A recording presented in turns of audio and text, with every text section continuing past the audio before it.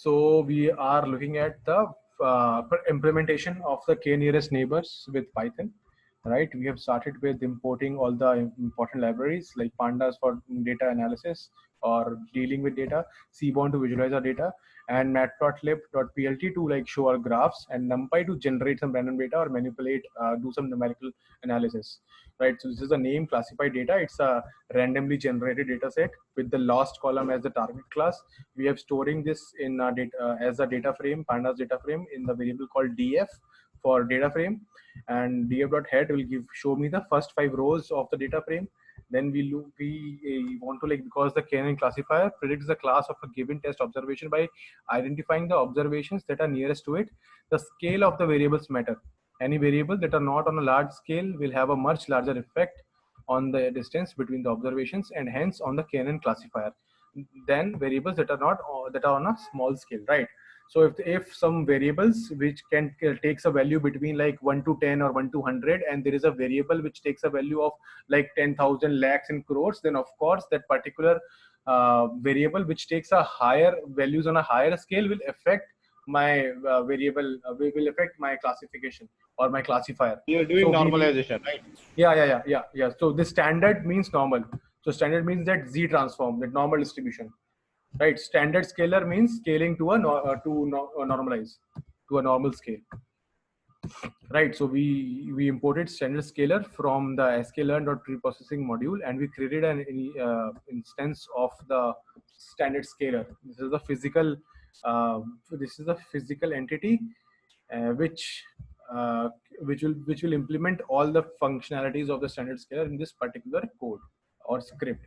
So I want to fit it to, I want to, like, first we have to do fit, right? So I will do scalar.fit on my data frame on all the columns except the target class, because this is something I want to predict, right? So I don't want to use it in my prediction, right? So this is a class, I want to keep it away. So I will remove this particular column from my data frame, and I'll fit this scalar on all the other features or columns or parameters, right? So now I'll create a new variable like scaled variables, scaled features, which will contain all the transformed columns or transformed features, right? So scalar.transform will transform or change all the feature values into standardize all the feature values, right? And here also I'm passing the same, I'm dropping this particular column. So basically I'm just showing here, I'm fitting the values here, and now I am doing this transform, right? Next, I'm creating a data frame of all the features, right? It is a pandas data frame of scaled features, right? Whatever the features I have scaled, right? So all the columns except the target column, first I will do scaling. I will like bring them to normal scale, so that all the values are in the same range for all the columns. Then I'm making a data frame of all those columns, right? And I'm naming them as the names of the actual data set except the last column, because like it does not have the last column. So this is now all of them has come into the same ranges. Okay, standard scalar, right? Now like we need to split into two parts, train and test, because we want to train our KNN classifier on on the training part, and we want to test it on the test part. So there is a standard way of doing it. We will import train and test split from the sklearn.model selection, and we will get xtrain, xtest, ytrain, and ytest within this just one line of code, right? So a scaled feature, I will pass scaled features, and my y variable will be what? The target class, and my test size is going to be 30%, right? So I'm just keeping 30% for my testing, rest 70% for training, right? So for starters, we are starting with a k value of 1. So we are just looking at one nearest neighbor, right? So to implement the complete concept of k nearest neighbors, we just need this one particular line, right? From sklearn.neighbors, import k neighbors classifier, right? Now I am creating the actual instance of this particular concept, which is KNN.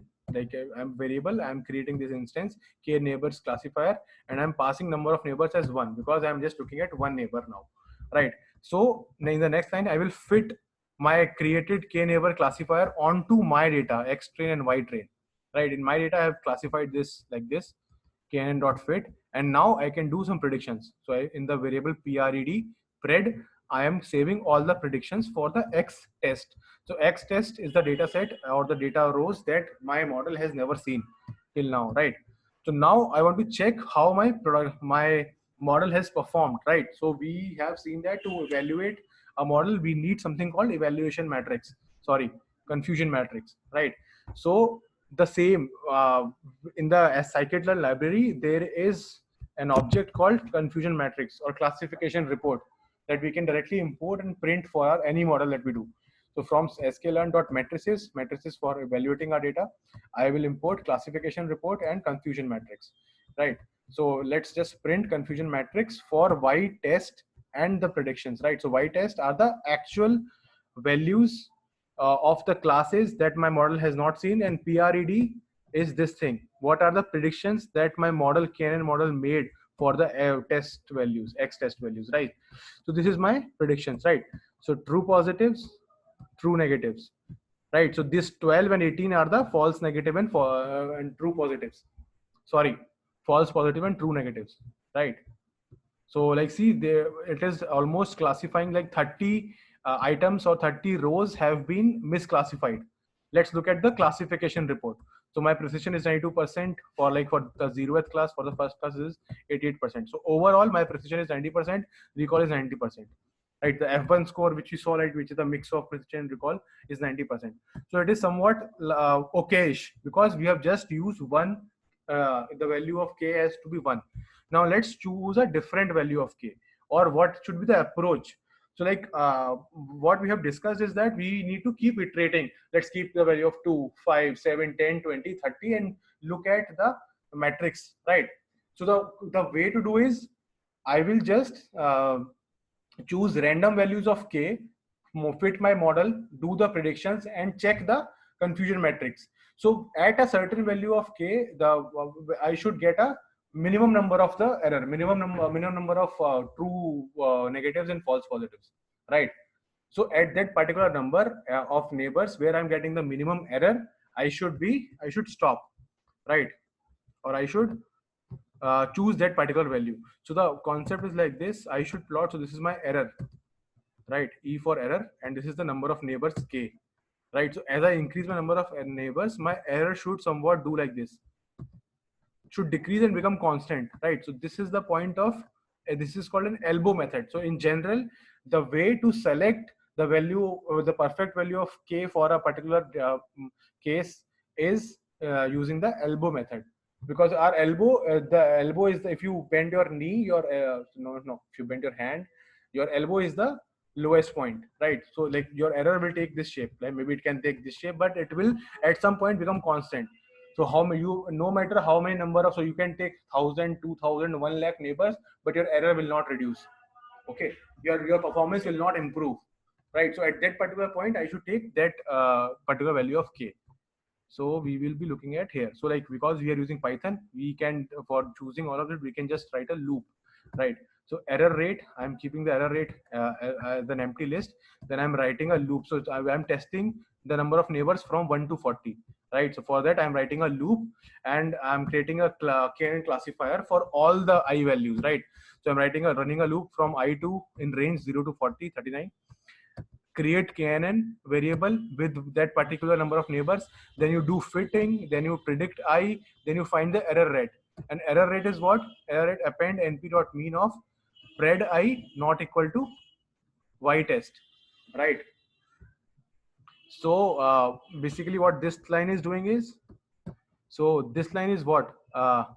This is the prediction, right? Prediction means whatever my model is predicting. And y test is what? The actual value of the class, whether 0 and 1, and I'm getting the mean of my error, right? So basically it is just finding what, because my y test has value 0 or 1, right? So whenever this is not equal, you take the mean of all those rows, right? So for all the rows where the prediction is not equal to the test, you take the mean. So my error will be what? Summation of all the rows divided by the number of rows which are not equal. So basically it's just a measure where these two things are not matching up, Okay, so it's a number just showing me whether my prediction, when my prediction is not equal to the y test, right? Then to get a like a visual of all this, what is happening, I will do a I will do So plot Vinay, my error. Vinay.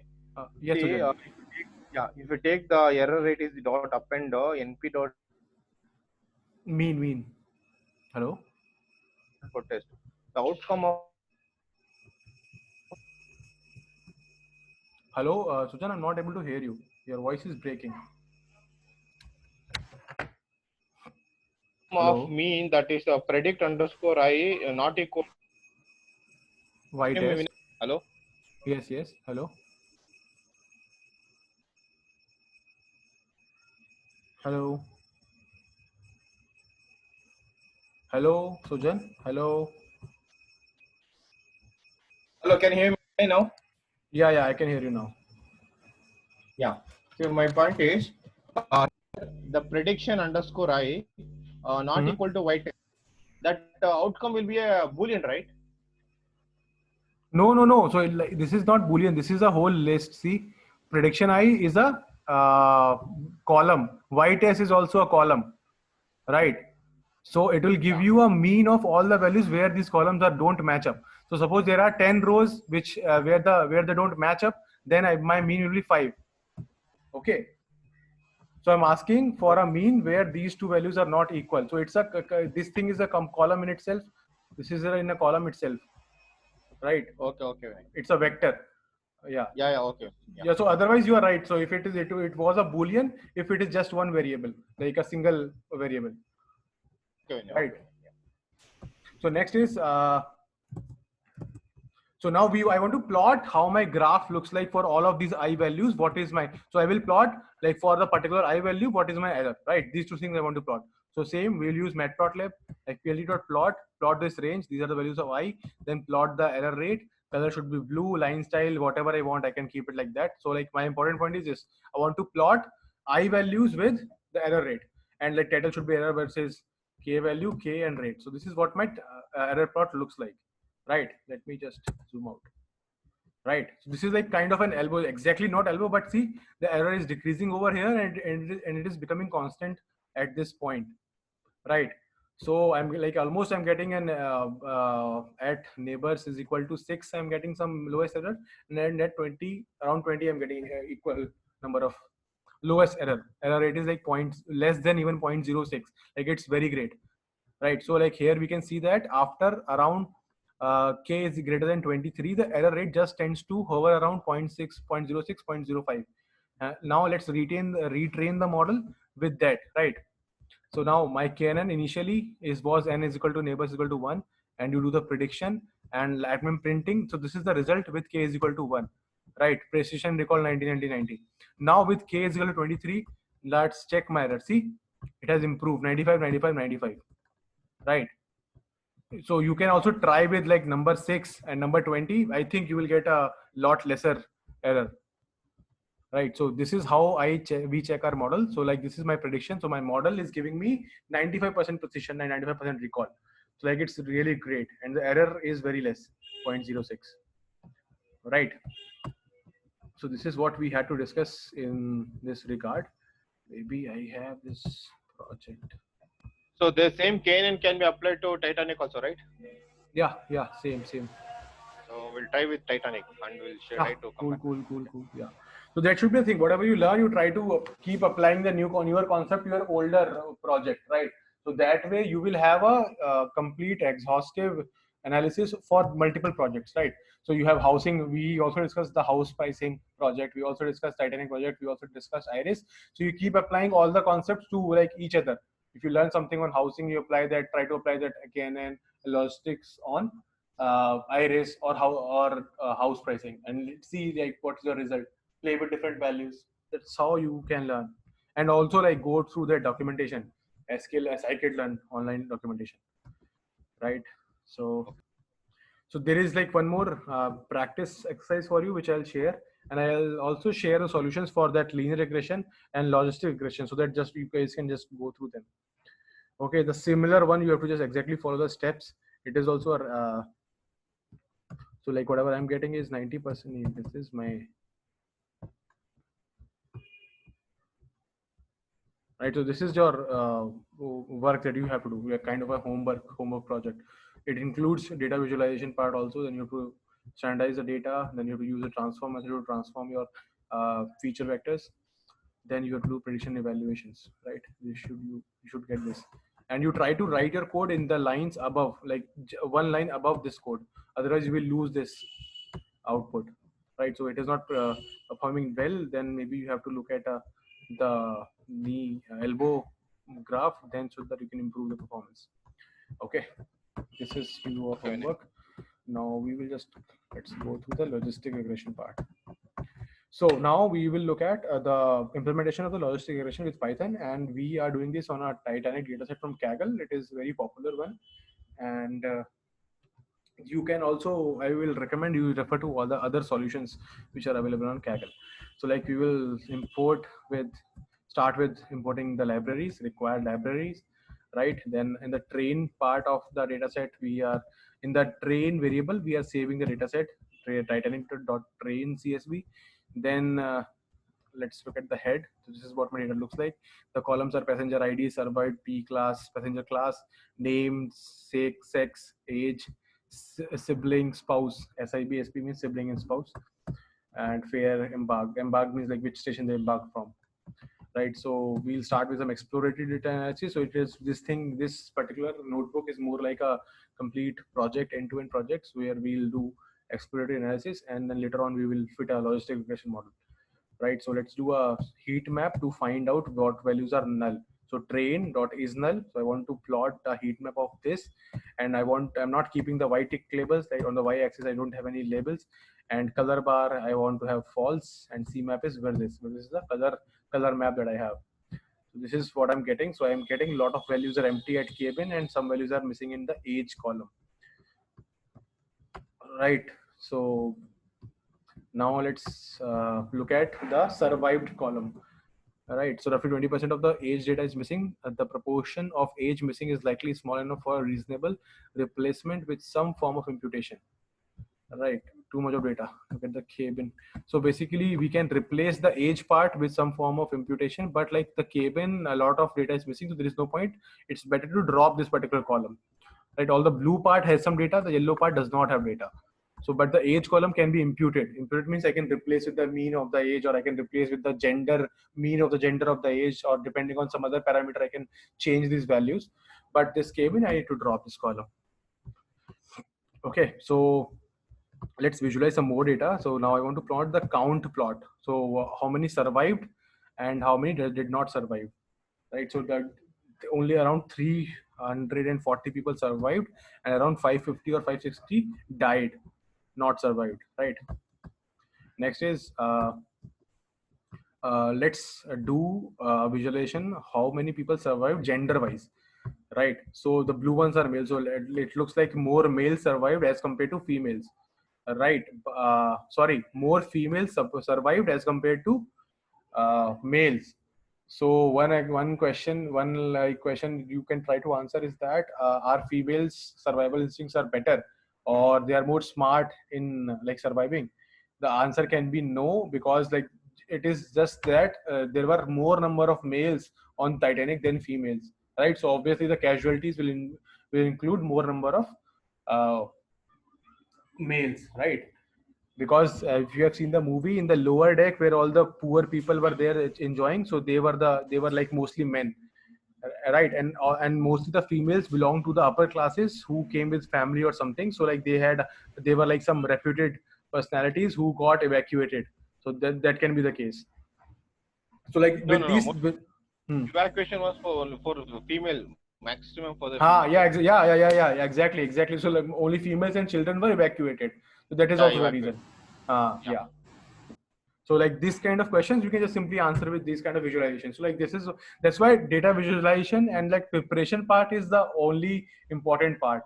Rest on like you can directly model something, and because modeling you have seen like it's just one line of code, right? This is your modeling done, right? This is your modeling. For all the machine learning algorithm, you have to write just one or two lines to perform actual to implement more machine learning. Rest all is just this, your what is what. So like you will be spending your most of the time in like reading the documentation. What is my data? What is this column? Why this column? What is the meaning of this column? And what can be the reason with this? You can will talk to the senior management or maybe your client.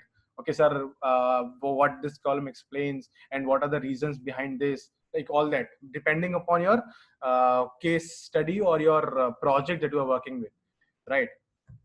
So maybe like this is the Titanic data of about the passengers. Now similar data will be there for all the naval institutions, right? Technical aspect of the failure of the Titanic, right? So the engine compartment failed, this thing was not working, the temperature rose to this much of level, because of the effect my that shield broke, why it broke, what was the strength. So those technical persons, engineers, will perform a different kind of data analysis or a different machine learning approach they will take, right, based on their domain. So it like very hugely depends on this thing, your domain, right? So next we look at thus how people survived by the passenger class they belong to, right? So we see that like people belonging to the class 1 survived, like most of the people belonging to the class 1 survived, and most of the people belonging to the class 3 died, right? So class 3 is the lower deck class, like which was directly under the water. That maybe so this was the reason they could not get out, right? Because the water started filling up from the basement. Right, now let's have a distribution plot of the age column after dropping the missing values. And yes, so this is the age column, right? So I can see the age goes from 0 to 80, of course, like few months to 80 years. And most of the people belong to like 50 years of age, like not 50 years of age. So like the huge the majority of the population belong to this particular like 18 to 30 years. Like most of them were the young people on the ship, right? So this on the y-axis I have frequency, and on the x-axis I have age. So age between 18 to 30 is has the highest frequencies, right? Now let's decrease the bins to 30 and get a histogram of the ages, so I can just get a better view. Like 20 to 30 is the most common age, or right? Count thus SP count plot of sibling and spouse on train, right? So this column should tell me like how many people were traveling with sibling or a spouse, like whether they were traveling with a family of four brothers or sisters, or their wife, like that. And what is their count? So this 0 shows people who are traveling single, just one person. One shows people traveling with one person. 2 shows people traveling with 2 persons, right? Passengers traveling with 2 persons. So most of them were obviously single, and like these were maybe probably the rich people who were traveling with family, 5 or 8 people, right? So like we have to plot different columns to get an idea. Okay, so like what this particular column says about it, whether it whether this, can you guess whether this particular column has this particular feature has any effect on people survived or No, not? no, Why? because that is the depends on your just calculate. Yeah, you can take it, but number of people survived will be depending on the male and female, right? People. What about these people who are traveling with 458? What do you think where they should be? They should take room, whether they belong to the third class or the first class? I think just let me give you my understanding. I think the people who are traveling with 4, 5, or 8 family members, they are supposed to be rich, and they will be Yeah, taking first. houses in the like upper deck, class 2 or Yeah, class 1. And these are like normal people who just wanted to. These are the young, poor, and free-minded people who are traveling solo for fun, and they are the ones who died. So maybe we can have a plot who survived with respect to the sibling and spouse column, right? So I'm just a speculation, of course. Like anyway, it is not directly depending on sibling and spouse, because like it is depending on the passenger class. And I'm just speculating that people traveling with more number of sibling and spouse must have taken a better class for traveling. Just that it is not directly affecting the people who survived or not. So like you are also maybe correct. we should work it out in the problem whether how exactly it's going to affect the Yes, sibling yes, yes, for. yes, yes. So next, look at the fare and the histogram of like train fare. So like you see the costliest ticket is like bought by just few people, and the cheaper tickets uh, were bought by most of the people. Like so, like almost like 90% or more than 90% of the people bought tickets between 0 to 100. Right. So and you can I can guess like they were the ones who traveled solo or like with their girlfriends or their wives, just 1 or 2 persons with them. Right. Just a speculation. Right. Now we have to perform some data cleaning as the age column was missing. Right. So I will need to impute it with something.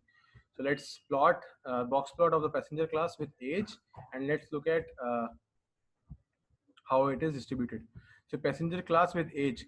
So the average age, median age of, right. So in the class, in the first class, the people, all the like aged people belong to the first class. See, the average age or the median age of the passengers traveling in the first class or the like the best class is quite high, 38 or 35 years. Like they are like more you can say established businessmen or rich people. I'm just guessing, right?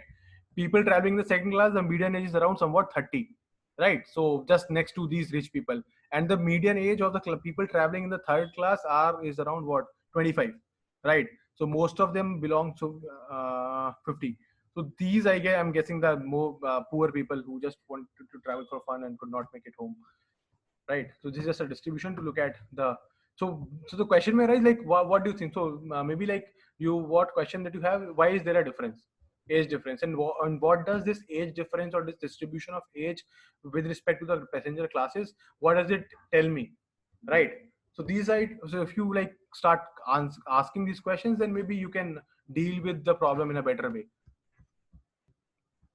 Right. So next is like I want to impute. So like when I see like there is a huge clear difference between the passenger classes, so it is better to impute the age in the missing values of ages based on the classes of that particular data row or that particular passenger.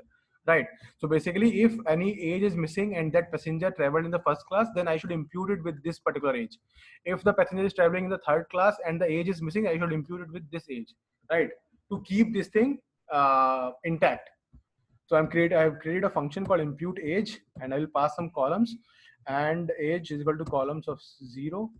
This column is the data row, that complete data row that I want to pass, right? And the p class is columns.1, right? So basically, if PD is null age, so if the age is null, if the class belongs to 1, return 37. If the class is 2, return 29. If the class is, if anything else, return 24. So like this is this value I observed directly from the graph. From here, like just it can be 36 or 37. I'm taking 37. It's up to you because I'm filling the missing values, right? So I've created this particular uh, function. Then I can do like train.age, train age.p class, apply impute age, x is equal to 1. So I'm applying this impute age function in this column, which is giving me, it's a column, or you can say it's like a sub data frame, which two values, age and p class. So basically, based on the passenger class, I'm imputing the age of missing values, right? So I'm applying in all the columns, I'm applying this particular function. What is this function? If the age is null, you fill the age with this particular using this particular logic. If age is not null, then you directly apply this particular, return whatever the age is there, you keep that particular age, right? So it's totally up to you. You can directly just, instead of doing all this, you can directly say whatever, if the age is missing, impute by the age mean of the age column. You can do that also, right? Next, now I can, if I check. Usually the this way of filling is not seen anywhere. So it's a best. I think it's a best approach because you're not filling with NAs with the mean or median. So that will Yeah, give you different. different. Yes. So that's why, so it was because we had an option to look at the age in but class wise. So this Yeah, thing, because there was a clear difference between the median groups, yeah, age groups that are traveling in the different classes. So it is better to impute with respect to the classes. Okay. yes. Super. Or one more thing can be done is I can base on the gender. So if that particular missing row is, I think we have gender or not. Yes, we have gender. So like if this particular age is missing and this particular data row is belongs to a female, then I will impute it with the mean of the females or mean of the males. That can also be done. but like you have to try. I don't know what effect they should make. If this is also same, then I think your model will not be affected. But this is a So better now I need way. to plot now. So now I need to plot a graph of box plot of Yes, age with sorry, gender with age. gender with it. Yes. Okay. So Okay. then you can see how they are, you can do a box plot and see how they're distributed. If they're equal or same, suppose this all three were equal, then I can directly impute with the median or like mean of the ages. If all of these plots were exactly similar or like similar in some way, but there is a Right. difference of around like 5 to 6 years in all these three. So that's Yes. why I imputed class wise. And it goes by the logic also. Like you cannot impute like 52 years in the particular in this age who traveled in the class three. It may or may not affect your analysis, but like it is always better to Yes. go with a thought before doing anything, right? So now I'll try it again. See, my all the age columns are filled, only cabin column is remaining. So I'll drop cabin. Yeah, I'll drop cabin, x is equal to 1, in place is equal to 2. So from the train data set I've removed cabin column, right? Now some of the columns are like categorical, so I need to change it to some other type, right? Maybe some integer type, or I need to do one hot encoding. Right. So float object. Yeah. So my gender is get dummies draw first is equal to true. Right. So my gender column was male 1 or 0, right? So get dummies, we have also discussed that get dummies will convert. So gender was male female, there were only two classes, so I will convert it into what, 1 or 0 based on male and female, and I can call that column as male, right? So if male is 1, then that particular passenger is a male. If male is 0, that means that particular passenger is a female. Simple. No, there is no need of putting the name as gender. So what we are doing is here they like this. So pd.getDummies, it's a inbuilt method of pandas data frame, and in the gender column I want to drop first is equal to true. That means you drop this particular column and you make a dummy column for this, right? And I'll get this name by default, right? Drop first means, so like the gender, this sex column has male and female. So what it do is it will encode, so 0 0 for male, 0 and 1 for female. So it will be encoded in two columns, but for but I can do encoding of a gender in just one column, like 1 or 0, right? So I'm removing that one first column, right? That is the drop first. Then embark means like which station they embarked from. So it is like SC based on San Francisco, California, like that, the state name of the station. But that should mean something to the computer, so I need to convert that. So I will do get dummies, same for this column, get the dummies, and you drop the first column, right? Now I am dropping all these columns. You drop the gender column, drop the embark column, drop the name column, because name has no effect on your whether you survive or not, right? Or whether your ticket number also does not have, right? So that's why these are not useful columns. So that's why I'm dropping them. And now I'm concatenating these columns that we have created. Uh, Nay, that embark PD dot get dummies. You're dropping that yes, right yes. in the no need of. No. It is so like I told you, no. So suppose there is a station. Let me just do this. So suppose Yeah, your there are three station, stations. so S, C, and like maybe W. So to encode, like I need 0 0 1 means this one, right? And 0 1 0 means the C, and 1 0 0 means 1 0 0 means I'm talking about this particular station. Now, so I need 3 rows to store that, but I can do this in two also. No, so if I remove this, drop first will remove this column. I will have 0 1 means W, 1 0 means C, and 0 0 means S. So there is no need of adding this particular extra column. So I'm dropping this particular column here. Here, same with the gender. So I have male and I have Okay, female. okay, got it. Yeah, right. So it is dropping this particular first column, right? Yeah, Not the other got one. it, got it. Yeah, yeah. So now I am concatenating like train with sex and embark. Sex and embark are these two variables you have created here. So I'm adding these two in my data column. And yes, this is the new data column. This is my new data frame that I have now. See, all of them are numbers now. So we can now create our model, right? All of them are numeric or float type. So let's start with train test split. Same model selection, train test split. and I want to like train.drop survived. So like in my X, I am passing all of the values except the survived column, and in my Y, I am just passing the survived column, right? Because in the argument of train test split, I have to pass what are the X values, what should be the Y values, what is the test size. Test size remains 70, 30%, and random state I'm keeping at 101. You can keep it whatever you want. Okay, are you okay with this logic? So random Because state is something like seed, right? Seed. yeah, seed, yes. If you want to get the same Like, results as mine, then you should use the same state. Okay. Seed, yeah. Right now, same. I will import the model that I want to apply. So I'm importing logistic regression from SQL and not linear model. I'm log model. I'm creating a variable name for logistic regression, and I'm log model dot fit x train y train. Right. So this is my logistic regression model created. Now let's do the predictions. Log model dot predict x test based on the x test.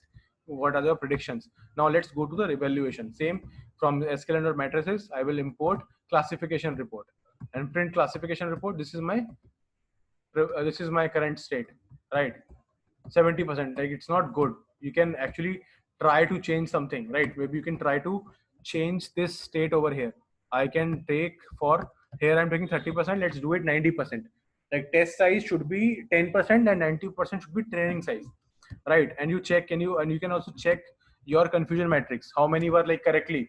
So my model said this guy will survive, but in actually he did not survive. So what is the ratio of false positive and false negative, right? So this is like not. I don't think it's a acceptable uh, performance of the model. So maybe you want to tweak something in the model or make some changes, or maybe the logistic regression is not able to capture this particular model, this particular situation, right? So we want to explore other feature engineering and other Titanic or TC files. Some sessions for feature engineering try grabbing the title from the name as a feature, right? So try grabbing the title from the name, right? So you have to perform some string operations to get the name and store it as a variable. So whether it is a doctor, Mr. or Mrs., or maybe the cabin later could be a feature. Is there any info that you can get from the ticket, right? So this is something that you can explore further. So we have like just implemented logistic regression, but maybe like it was some other model may perform better. Like if you try to use maybe KNN, whether it's survived or not. So you can design neural networks with two classes, survived or not survived, and based on that you can assign whether this guy, based on all the other features, whether he's going to survive or not, right? So this was it, and guys, go through it. I'll share these notes, I'll share the homework, and I'll share the homework solutions also, so that you guys can, like, without wasting time, go through it. Wherever you get stuck, you can refer to the solutions.